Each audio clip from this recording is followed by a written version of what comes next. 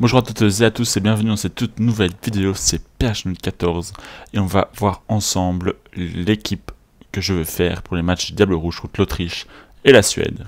Alors au poste de gardien de but, j'ai choisi Koen Castells, donc c'est le remplaçant numéro 1 quand Thibaut Courtois n'est pas là vu que Simon Mignolet a pris sa retraite internationale, mais il joue encore au club de Bruges.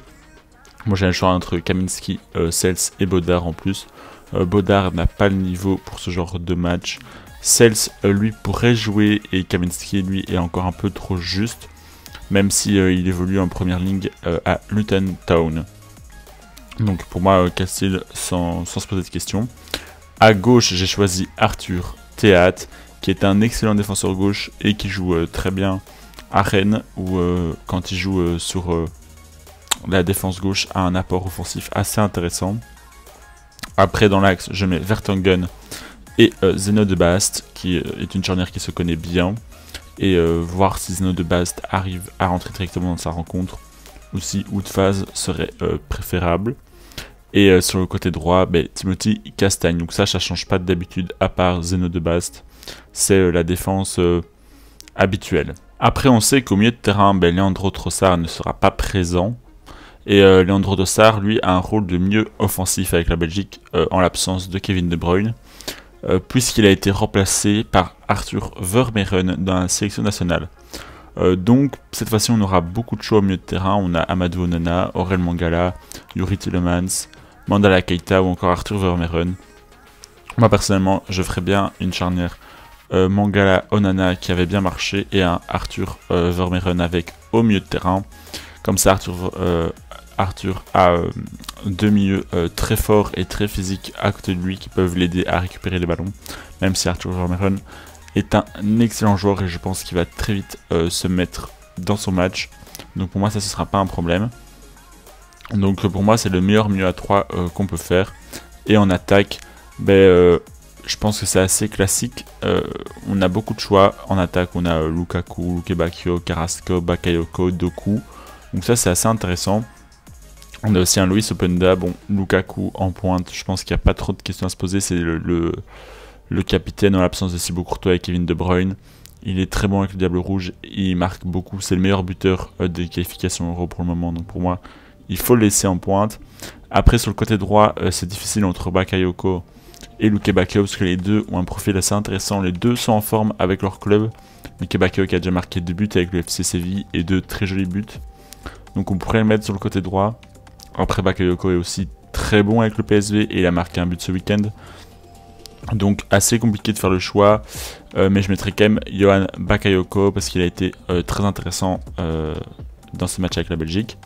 Et après sur le côté gauche, entre Carrasco et Doku, moi personnellement je préfère mettre Jérémy Doku parce que actuellement avec City il est excellent. C'est très bien d'intégrer dans cette équipe anglaise, alors que c'est quand même une des grosses équipes, alors que Carrasco lui est parti jouer en Arabie Saoudite et a donc des matchs beaucoup moins compétitifs. Donc voilà pour mon équipe pour jouer contre l'Autriche.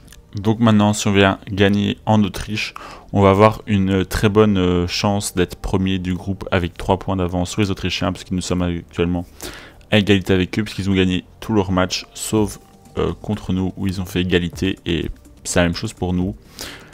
Pour l'instant, la Suède est disqualifiée puisqu'elle n'a que 6 points, et elle est donc à 7 points derrière la Belgique et l'Autriche, et elle ne peut donc plus perdre de match si la Suède veut être qualifiée pour l'Euro. Donc pour l'instant, l'Autriche prend la place de la Suède comparé à d'habitude, parce que la Suède est souvent qualifiée pour les Euros et les Coupes du Monde. Après, à voir ce que ça a donné sur les derniers matchs, mais la Suède doit jouer encore contre nous, notamment lundi ou mardi prochain, je ne sais plus. Donc, et si on gagne aussi contre la Suède, là, la première place, elle va être assurée si on gagne en Autriche, bien évidemment. Mais la première place sera assurée. Donc, cette trêve internationale est très importante, puisque ça va nous permettre de directement être qualifiés pour l'Euro. Donc que les prochaines rencontres internationales, ça va nous permettre de prendre des plus jeunes et de tester des nouveaux joueurs, ou même faire jouer des joueurs un match complet au lieu de les faire jouer 20 minutes comme des 2 man ou des De Bast par exemple, puisque Tedesco ne le fait pas beaucoup jouer, ou encore des Mandala Keita, des Arthur Vermeeren, ou encore des De Ketelaar ou des Luis Openda. Ça va leur permettre d'avoir une chance de montrer leur plein potentiel, et donc de jouer aussi plus relâché et de ne pas jouer avec un stress sur le terrain. Donc c'est une trêve très importante, et ces 2 gros matchs qu'attend la Belgique, puisque l'Autriche, comme je disais, est très bien positionnée puisqu'elle a le même nombre de points que nous. Juste David Alaba n'a pas rejoint la sélection autrichienne puisqu'il est toujours blessé avec le Real Madrid. Et nous, pour la Belgique, c'est pareil. Kevin De Bruyne, Courtois ou encore Leandro Trossard sont absents.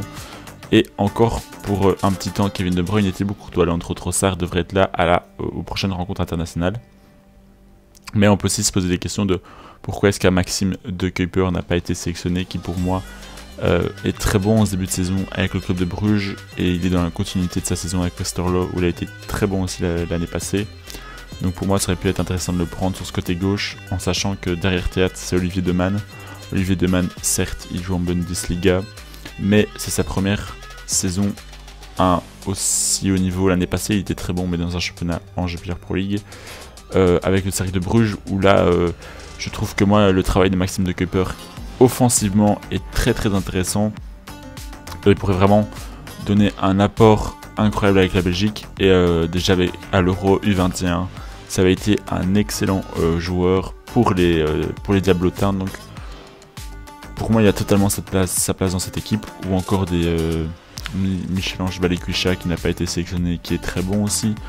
Mais c'est vrai que offensivement c'est plus compliqué de faire des choix, parce qu'il y a énormément de choix offensifs avec la Belgique. Mais vu que Leandro Trossard était blessé, pourquoi pas le remplacer par lui. Et moi à la place j'aurais pas pris Mandala Keita, j'aurais pris Balikwisha à sa place, et Arthur Vermeeren du coup à la place de Leandro Trossard. Enfin voilà, donc en soi ça change pas énormément, mais c'est des joueurs qui peuvent être intéressants à essayer, ou encore des Mike Trésor, même s'il a un peu du mal à l'intendre en Première Ligue avec Burnley. Mais ça peut être des choix intéressants à faire pour la prochaine trêve internationale si nous sommes assurés d'être qualifiés et d'avoir la première place. Chez les Diables Rouges, il y a aussi un certain Charles De Ketelaar qui s'est très bien adapté au championnat italien avec l'Atalanta Bergame, puisqu'avec l'AC Milan l'année passée, c'était pas sale en 40 matchs. Il n'avait réalisé seulement qu'une passe décisive, alors qu'ici il est déjà à 10 matchs pour 2 buts et 2 passes décisives, où il joue en tant que numéro 9 et non en tant que 10 comme à l'AC Milan. Donc très intéressant, il a aussi notamment marqué face à l'Estonie un très joli but. Donc voilà, après on sait aussi que la Suède perd son attaquant phare, puisque Alexander Isak est blessé, ne pourra donc pas rejoindre la Suède pour son match face à la Belgique et face à la Moldavie en amical. Mais donc, est-ce que la Belgique est-elle vraiment prête pour l'Euro 2024 ? Eh ben, moi je pense quand même que oui, de ce qu'on a pu voir, la Belgique joue très bien, elle a un jeu très plaisant à regarder, les joueurs se sentent plus en confiance qu'avant. Juste peut-être encore 2-3 choses à régler avec les jeunes joueurs, notamment Johan Bakayoko. C'est pour ça que pour moi il faut vraiment le faire jouer face à l'Autriche et face à la Suède, pour qu'il s'intègre complètement à cette équipe, pour qu'à l'Euro il soit le plus à l'aise possible. Donc pour moi oui, l'équipe est prête. Les joueurs sont dans des grands clubs, notamment pour Jérémy Doku, Romelu Lukaku à Rome. Il est dans une très bonne forme. De Ketelaar à l'Atalanta, il était dans une très bonne forme. Johan Bakayoko est resté au PSV où il joue beaucoup de matchs, il est en forme. Luke Bakio a signé au FC Séville, Leandro Trossard. Kevin De Bruyne, on espère, reviendra de blessure, comme Thibaut Courtois. Même si on connaît les problèmes internes avec la Belgique et Thibaut Courtois, c'est un joueur indispensable si on veut gagner une compétition. Donc j'espère que les problèmes vont se régler. On peut voir qu'il a été vraiment blessé, donc on espère que ça va apaiser un peu les tensions. De toute façon, Koen Castells est aussi très bon, mais il a quand même pas le niveau de Thibaut Courtois. Et face à une équipe comme l'Allemagne, où on a fait un très bon match, on a gagné 3-2, alors que notamment la France a perdu 2-1 face à l'Allemagne. Donc c'est quand même un gros résultat qu'on a fait là. Face à la Suède, notamment le 3-0, face à l'Estonie 5-0. Enfin, je trouve que cette équipe a aussi un très bon banc en tant que remplaçant offensif. On sait qu'à l'époque, à la Coupe du Monde 2018, une fois que Lukaku ou De Bruyne ou Mertens n'étaient pas là, il n'y avait pas beaucoup de choix. Adan Januzaj, c'était pas top. Michy Batshuayi, c'était bon, mais c'était pas forcément le genre de joueur qu'on allait faire jouer contre le Brésil. Donc c'était un peu compliqué en termes de remplaçants offensifs. On avait des Nasser Chadli qui étaient très bons à l'époque. Enfin, c'est ce qu'il fallait. Mais derrière, on n'avait pas grand chose. Alors que maintenant, on a des, comme je disais, Luke Bakayoko, Doku, Carrasco, Trossard, Openda. Il y a les joueurs qu'il faut. Et je pense que c'est ça qui va faire la différence, contrairement par rapport aux saisons passées. C'est que là, on a des joueurs qui peuvent faire des différences en sortant du banc. Donc voilà, j'espère que cette vidéo vous aura plu, c'est fini. Donc si vous voulez d'autres vidéos de ce style, n'hésitez pas à le mettre en commentaire. N'hésitez pas à vous abonner et à lâcher un petit pouce bleu. C'était PHNut14. Ciao.